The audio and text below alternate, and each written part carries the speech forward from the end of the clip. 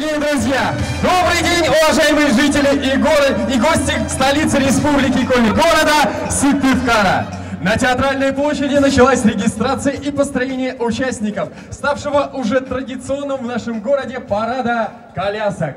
И мы приветствуем участников парада колясок. Юбилеем, любимый город, нам сегодня 235 лет.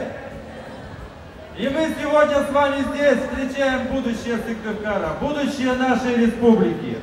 Вот эти молодые мальчики и девочки, которые поедут в этих прекрасных колясках, вот они и есть будущее. И сегодня я хочу с удовольствием дать старт, первый такой старт этим малышам, параду колясок. Добрый путь!